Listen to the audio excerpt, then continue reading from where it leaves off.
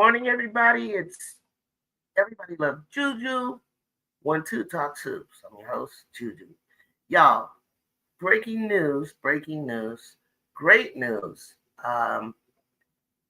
JuJu Watkins invests in NWSL's Boston's new expansion team Legacy, right? Boston Legacy. The guard has joined investor group for NWSL expansion team Boston Legacy, as I mentioned, FC standing for football club, becoming the first NCAA athlete to directly invest in a professional women's sports team.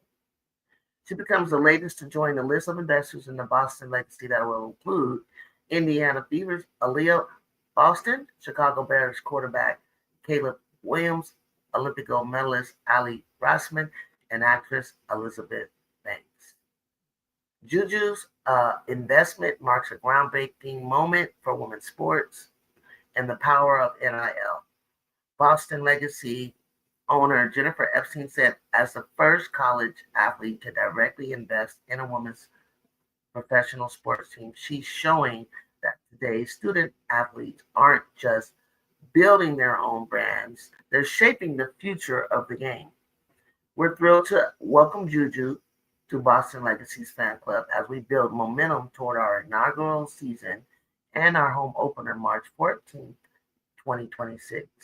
Watkins first won the Big Ten regular season championship as a sophomore before winning the Naismith College Player of the Year award, the John R. Wooden Award, and being named AP Player of the Year, as you know.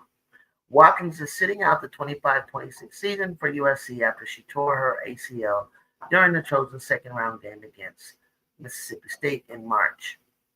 Boston Legacy Fan Club is creating a space for women to achieve, lead, and inspire others at the highest level, Watkins said. I'm proud to be a part of the movement pushing women's sports.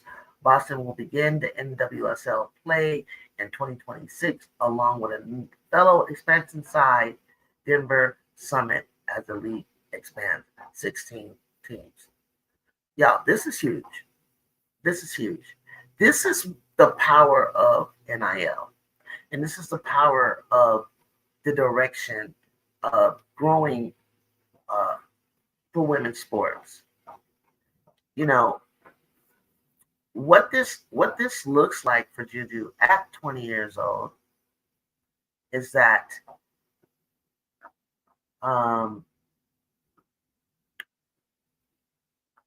as an investor, I'll say this. First of all, it's groundbreaking.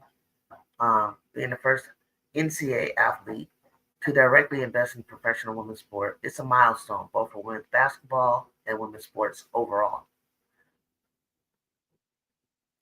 She's joining a powerhouse group, and I mentioned the names, Aaliyah Boston, Caleb, most notably that you know. Together, this creates a multi-sport, multi-platform alliance of athletes, entertainers, and advocates, all investing in the future of women's pro soccer. Okay, what it means for her is it's historic, and it's very strategic for her. Being a groundbreaker sets a precedent. Using her wealth, her NIL wealth, to invest in a professional franchise is a new model. It becomes a new model for college athletes to become owners and not just endorsers. She's not endorsing. She's part owner. Think about this: the financial growth and equity position that she's taken as an investor, with using the earning from her NIL deal, she's acquiring equity. And as you know, equity grows over time, right?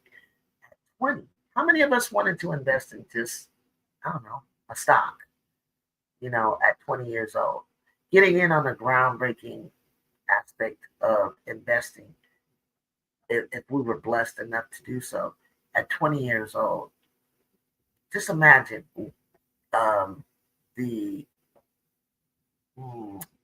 let's say if Boston's Legacy Fan Club grows in valuation, like I don't know if you know this, the Angel City Football Club is now worth $180 million. So JuJu's stake over time will appreciate. She's just 20. It's going to appreciate over time. So she's going to join a unique group of women athletes like that are doing cross branding. I noticed Coco, I think, invested. She's a tennis player, Coco Golf. That's an Unrivaled, for instance, right? Um, it's similar to positions in what is cross sport branding. This positions her in elite company with stars like Serena Williams, Naomi Osaka, who have diversified into ownership. It also makes her more appealing to future sponsors looking for global cross sport reach. Okay. So the bigger picture for women's sports is that it's a symbolic um, of a new generation of women athletes controlling their capital and their narrative.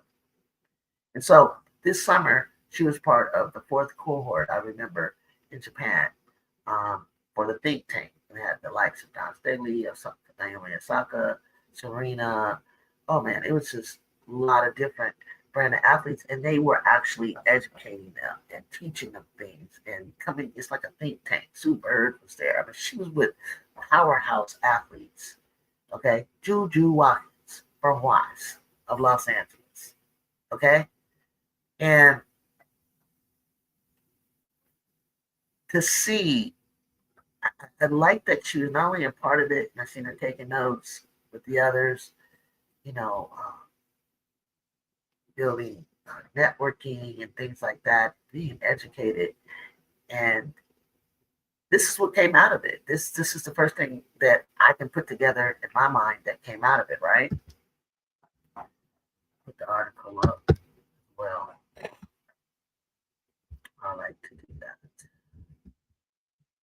So for USC and NIL landscape, expect USC to use this as a recruiting and marketing jewel. Okay, you know, right now, Drew has been instrumental, along with Lindsey Gottlieb, in getting some first round draft picks. Excuse me, number one recruits out of high school, or just drawing attraction to the best talent, 5-star talent, to USC.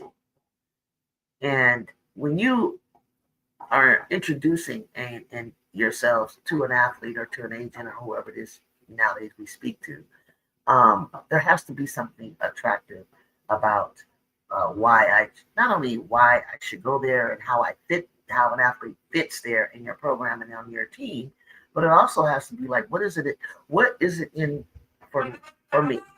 What can I get out of this? We all know NIL, we all know branding, different things like that. But what can an athlete look forward to? Because not every athlete is going to go to the WNBA, the Unrivaled, or whatever new teams they're going to create out there, right? So for expect USC to use it as a recruiting and marketing tool, showing how its athletes can leverage NIL into true business ventures, and not just for the USC women's basketball team. This is a model that she can be used as a, because she's setting precedent to show the other athletes in college and NCAA on how they can leverage some business ventures while they're playing in college. So for JuJu's legacy, she's not just building a basketball career, she's architecting a sports empire already. Okay, if she continues this trajectory, it can easily evolve into a multi-sport investor and cultural mogul similar to Magic Johnson's blueprint. Okay, so I'm just excited. I'm excited that she's with Clutch Sports. I'm excited that she's has a team. I'm just excited for her because, when I see Angel Reese doing what she's doing and venturing out, small minds think all you need to do is play basketball. All you need to do is play basketball. How long can she play basketball? How long can she literally play basketball? You can't play basketball forever.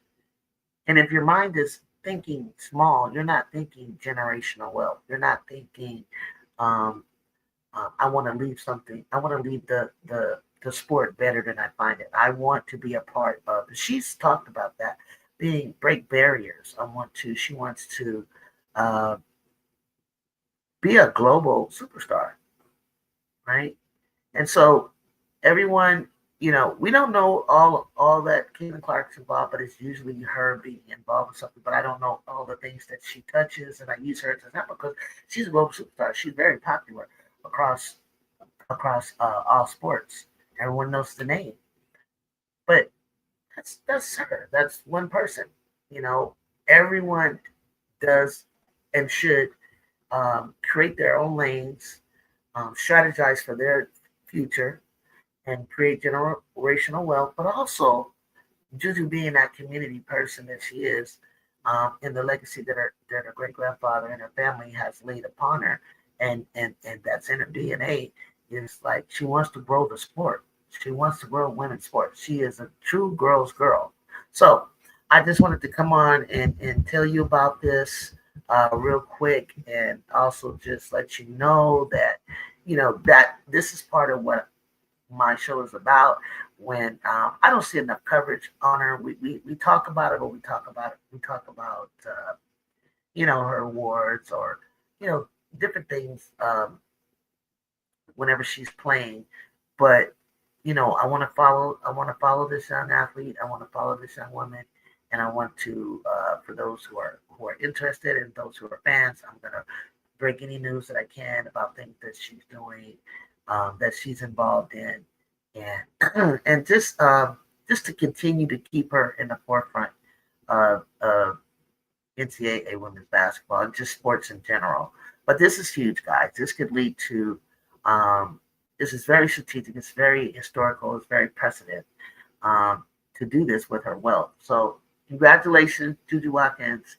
Love to hear more about it. If there's any more information on this in the future, we'll continue from here and keep you followed up. Look forward to seeing you all back with me on my channel in the next couple of days. We will be playing Saturday, North Carolina State. It's a huge game. I believe they might be ranked eighth now, and I think it's going to be really exciting. It's good. It's going to be a chance for the Lady Trojans to really test where they are, and I think it will be an exciting game. So I'll be up Friday. We'll do some breakdown, talk about what North Carolina State is working with. We'll do a little scout on them, talk about what how things could look when we travel out of state. I think they're playing in a neutral site.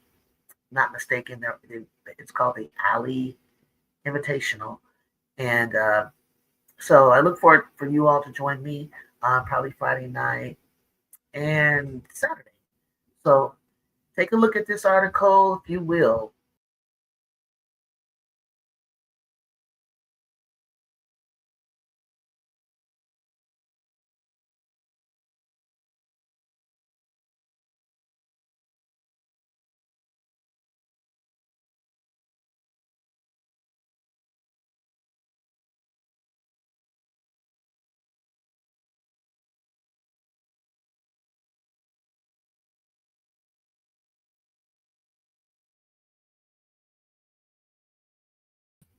With that being said, I will close out, and I will see you all Friday. Don't forget to hit the like button, notification buttons, and subscribe today to me. Everybody loves JuJu. Talk soon. 1, 2. We'll see you soon.